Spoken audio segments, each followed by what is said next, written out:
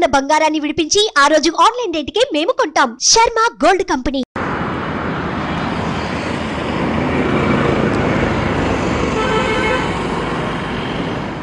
తెలంగాణ దాటి కర్ణాటకలో అడుగు పెట్టబోతున్నాము. ఇక్కడ నుంచి కర్ణాటక లిమిట్ స్టార్ట్స్. ఇక్కడ వెల్కమ్ బోర్డు చూస్తున్నాం మనం. నమస్కారం, welcome to temple tour with Gitanjali.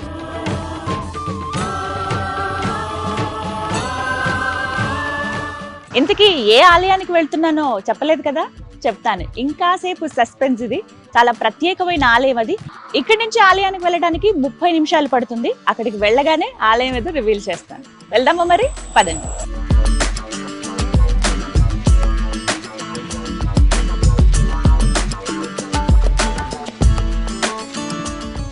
ఇక వెయిటింగ్ ఓవర్. ఏ ఆలయ దర్శనం కోసం నేను వచ్చేసానో మీకు ఆల్మోస్ట్ అర్థమైపోయింది కదా. కర్ణాటక బీదర్లో ఉన్నటువంటి శ్రీ ఝరణి నరసింహస్వామి వారి దేవాలయం.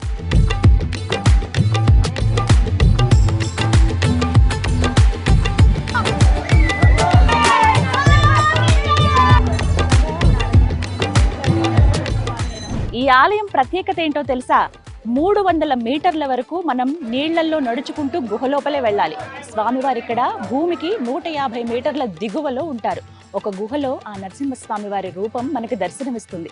ఇక ఆ రూపాన్ని దర్శించుకోవాలంటే మనం సాహసం చేయాల్సిందే. వెళ్దామా మరి? రండి.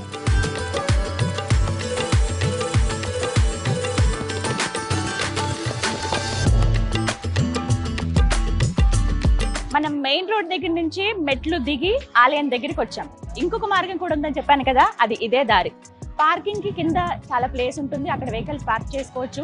కాకపోతే అక్కడికి వచ్చిన వాళ్ళు మెట్లు ఎక్కి ఆలయం దగ్గరికి రావాల్సి ఉంటుంది. ఆలయానికి వచ్చిన వాళ్ళు సామాన్లు భద్రపరచుకోవడానికి ఇదే లగేజ్ రూమ్. స్వామివారిని దర్శించుకోవడానికి ముందుగా ప్రథమ దైవం ఆ గణపతిని దర్శించుకోవచ్చు. ఇగో ఇక్కడ గణపతి మందిరం కూడా ఉంది. ఎంత బాగున్నారో గణపతి, చూడండి. జై గణేష.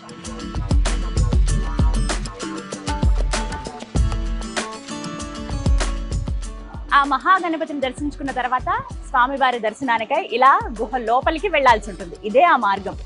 నమో నారసింహ. బీదర్ చుట్టుపక్కల ప్రాంతాల ప్రజల ఆచారం ఏంటో తెలుసా? నూతన వధూవరులు వివాహమైన వెంటనే స్వామివారి దర్శనం కోసం ఖచ్చితంగా వస్తారు. ఆ శ్రీ మహావిష్ణువుకి ఎంతో ఇష్టమైనది అతి పవిత్రమైన తులసి. ఆ మహావిష్ణు రూపమైన నారసింహుడి ఎదురుగా ఇక్కడ ఆ తులసి కోటను మనం చూస్తాం. ఇక్కడే ప్రదక్షిణాలు చేస్తూ ఉంటారు. అలాగే లోపలికి కొబ్బరికాయలు, అలాగే పూలు, అగరబత్తి ఏవి అనుమతించరు. అందుకే ఇక్కడ తులసమ్మ వారి దగ్గరే ఈ కొబ్బరికాయని కొట్టి అగరబత్తిని వెలిగించి ఆ పుష్పాలను అమ్మవారికి సమర్పించి లోపల దర్శనానికి వెళ్ళాలి.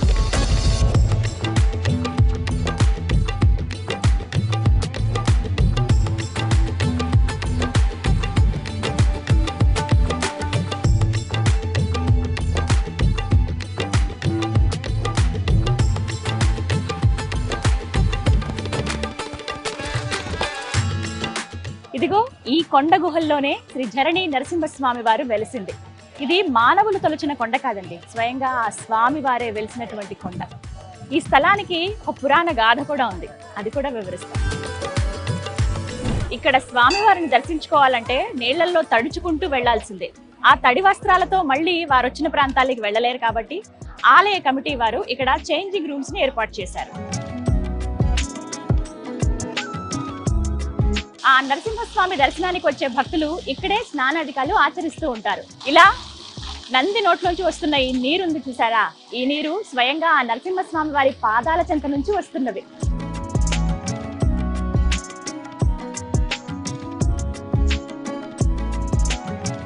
స్వామివారికి తలనీలాలు సమర్పించాలి అనుకునే భక్తుల కోసం కళ్యాణకట్ట, పిల్లలు ఆడుకోవడానికి ఇక్కడ అమ్యూజ్మెంట్ పార్క్ కూడా ఉంది.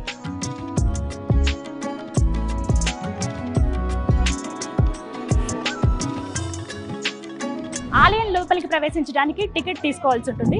ఇక్కడే టికెట్ కౌంటర్. అలాగే మరిన్ని వివరాలు ఏమైనా తెలుసుకోవాలి, ఆలయం గురించి ఏమైనా విశేషాలు తెలుసుకోవాలనుకుంటే ఆఫీస్ రూమ్ కూడా ఇక్కడ అందుబాటులో ఉంటుంది.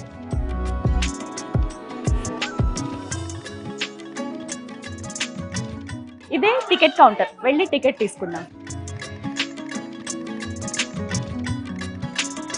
ఎస్, టికెట్ తీసుకున్నాము, లోపలికి వెళ్ళొచ్చు. ఇక్కడ ఆలయం వేళలు చాలా క్లియర్ గా రాసి ఉంచుతారండి, మనం చూడొచ్చు.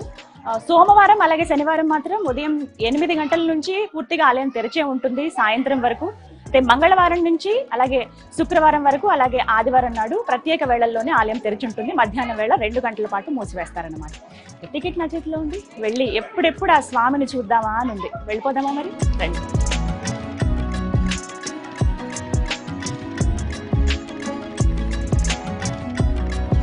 తీసుకున్న టికెట్స్ ఇక్కడ చెక్ చేస్తారు. లోపలికి ఫోన్స్ కానీ లేకపోతే ఏమైనా కెమెరాస్ కానీ అస్సలు అలౌ చేయరండి. చాలా స్ట్రిక్ట్ చేసేసారని చెప్పుకోవాలి. ఇంతకుముందు చాలా మంది ఇలా వీడియోస్ తీస్తున్నారు అవి అని చెప్పి అలా మూలమూర్తిని ఫోటో తీయకూడదనే ఉద్దేశంతో చాలా వరకు లోపలికి అలౌ చేయట్లేదు. మనం స్పెషల్ పర్మిషన్ తో లోపలికి దర్శనానికి వెళ్తున్నాం.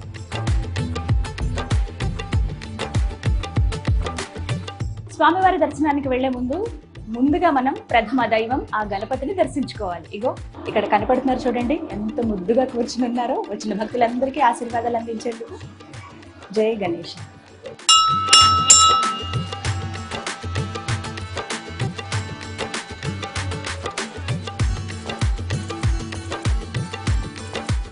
ధరణి నరసింహస్వామి వారిని దర్శించుకోవడానికి వచ్చే యాత్రికులకు, భక్తులకు ఆలయ కమిటీ వారు ఒక విజ్ఞప్తి చేస్తూ ఉన్నారండి. అదే ఇక్కడ బోర్డు పైన మనకి కనిపిస్తుంది.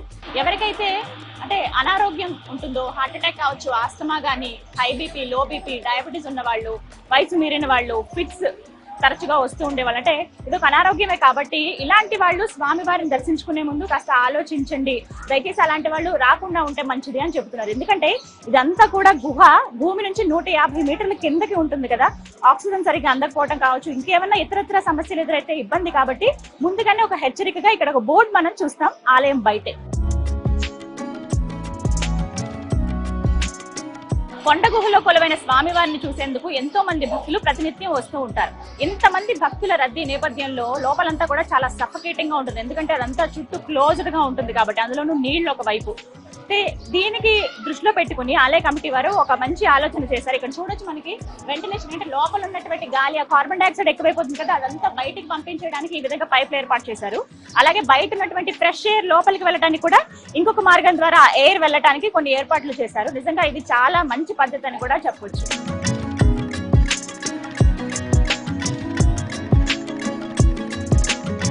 ఇదే ఆలయంలోకి ప్రవేశించడానికి ప్రధాన ద్వారం. స్వామివారికి మనస్ఫూర్తిగా దండం పెట్టుకుని లోపలికి వెళ్దామా? నమో నారసింహ.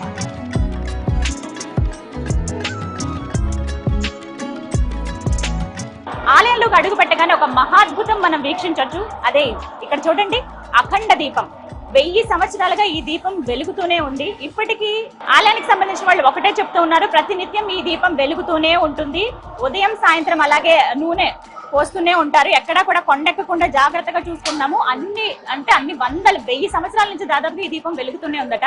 ఈ యొక్క దీపాన్ని దర్శించుకుంటే చాలు ఆ స్వామివారిని దర్శించుకున్నటువంటి అత్యంత పుణ్యం లభిస్తుందని చెప్తున్నారు.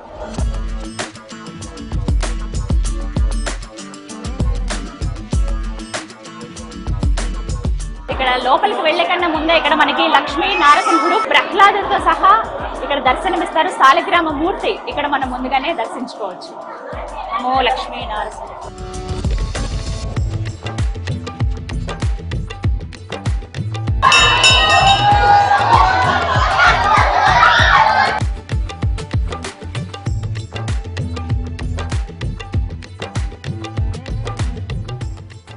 మొత్తంగా ఈ ఆలయానికి ఎన్నో ఏళ్ల చరిత్ర ఉంది.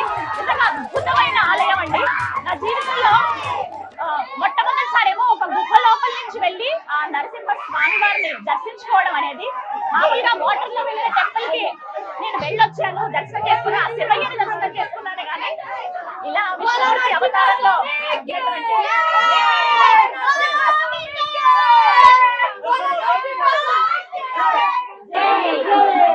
ఎంత ఆనందమో చూడండి. మామూలుగా ఎక్కడికైనా పిక్నిక్కి వెళ్ళినప్పుడు, ఎక్కడికైనా సరదాగా కుటుంబంతో వెళ్ళినప్పుడు బాగా ఎంజాయ్ చేస్తూ ఉంటారు. కానీ ఇక్కడైతే ఆ దైవ దర్శనానికి వచ్చి ఎంత అద్భుతంగా స్వామిలో లీనమై జై నారసింహ, జై జై నారసింహ అనుకుంటూ స్వామిని దర్శించుకోవడానికి వెళ్తూ ఉన్నారు. చిన్న చిన్న పిల్లలు, పెద్దవాళ్ళు చాలా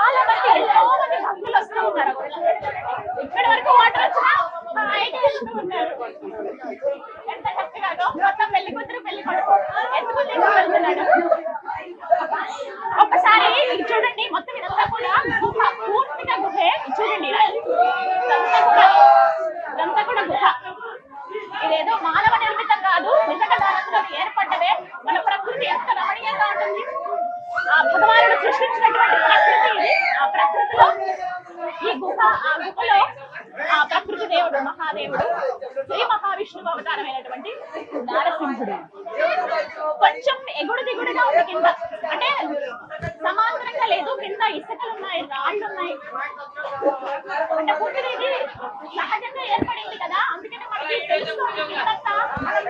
చెరువుల్లో నడిచినప్పుడు ఎలా అయితే అలా కింద రాళ్ళు రెప్పలు అవన్నీ తగులుతున్నాయి కాళ్ళకి, కానీ అదేమి మనకి హాని చేయవు, నొప్పనిపించవు. ఎందుకంటే ఆ నామం అంటే ఆ హరిని స్మరించుకుంటూ, నరసింహుడిని స్మరించుకుంటూ గోవింద ఎవరైనా ఆయనగా. ఇక్కడ వరకు ఒక మార్గం అండి. ఇక్కడి నుంచి చూడొచ్చు 100 మీటర్లు మనం ముందుకు వచ్చాం గుహలో. ఇక్కడి నుంచి ఇంకా మనం 200 మీటర్లు వెళ్లాల్సి ఉంటుంది. ఇక్కడ భక్తుల సౌకర్యార్థం ఈ విధంగా లైట్స్ మనం చూడొచ్చు. లైట్స్ అరేంజ్ చేశారు, ఎందుకంటే గుహ కదా చీకటిగా ఉంటుంది. అలాగే పట్టుకునేందుకు వీలుగా ఈ విధంగా పోల్స్ ఏర్పాటు చేశారు. ఇలా పట్టుకుంటే జాగ్రత్తగా వెళ్ళొచ్చు.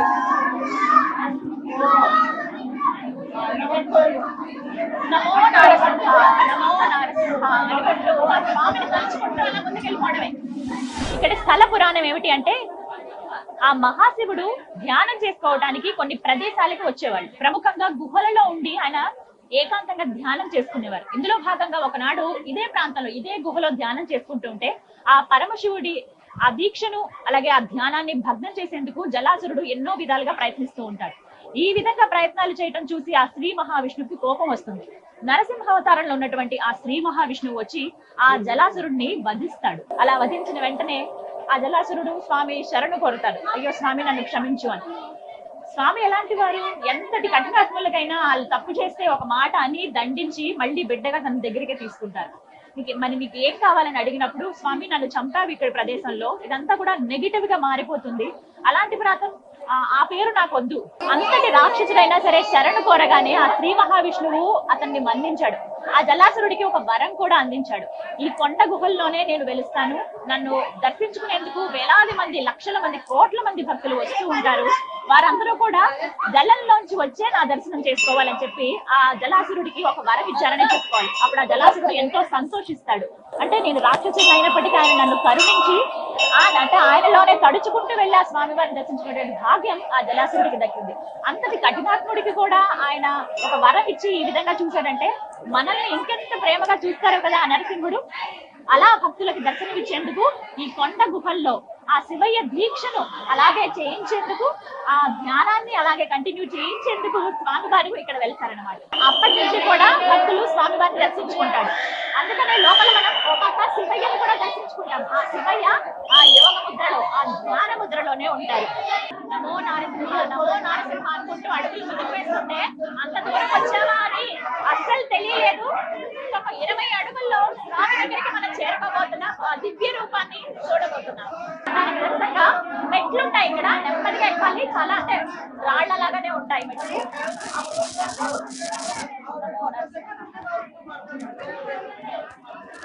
క్యూ లైన్ ఉంటుంది. నీళ్లలో నుంచి పైకి వచ్చిన తర్వాత ఇక్కడ చిన్న మలుపు ఏర్పాటు చేశారు. డైరెక్ట్ గా స్వామివారిని అలా చూసేయకుండా కాసేపు చూసే వీలుగా ఇక్కడ ఒక చిన్న క్యూ లైన్ ఏర్పాటు చేశారు. ఇక్కడ కూడా ఎక్కడ చూసినా ఆ స్వామి కనిపిస్తారు. ఇక్కడ కాసేపట్లో క్షణంలో స్వామిని దర్శించుకోవచ్చు.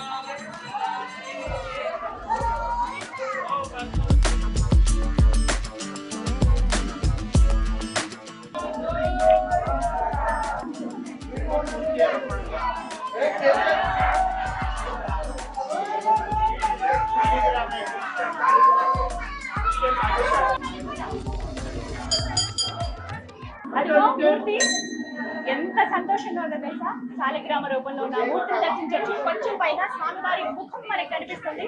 కిందిగా పాదాలను దర్శించుకోవచ్చు. నమో నారసింహ, ధరణి నరసింహ స్వామి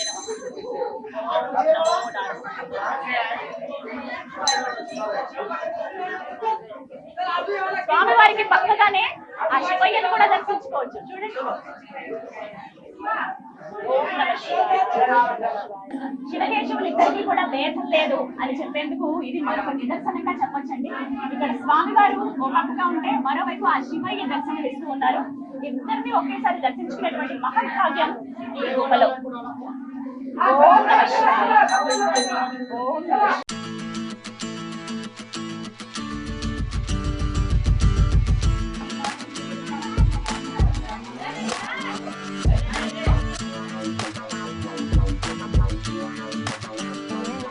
ఆ ధరణి నరసింహస్వామి వారి దర్శనం ఎంత బాగా జరిగిందో నా జీవితాంతం గుర్తుండిపోయేటువంటి ఒక జ్ఞాపకం ఇది. చాలా చాలా బాగుంది.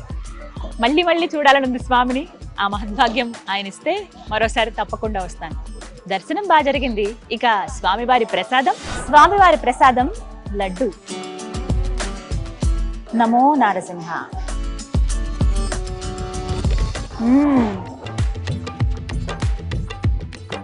చాలా రుచిగా ఉంది. ధరణి నృసింహస్వామి వారి దేవాలయం దగ్గర ఇదే ఆవరణలో మనం ఎన్నో ఉపాలయాలను కూడా దర్శించుకోవచ్చు. అందులో భాగంగా హనుమాన్ దేవాలయం. జై భజరంగబలి. జై హనుమాన్.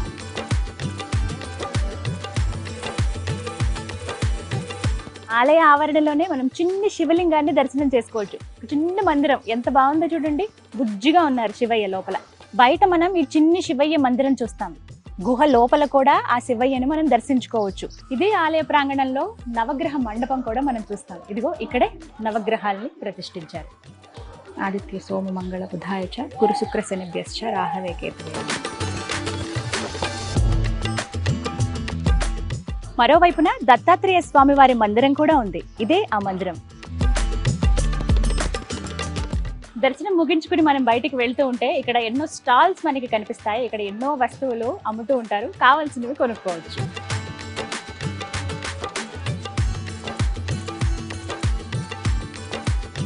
చూసారుగా బీదర్లో ఉన్నటువంటి శ్రీ ధరణి నరసింహ స్వామి వారి దేవాలయాన్ని.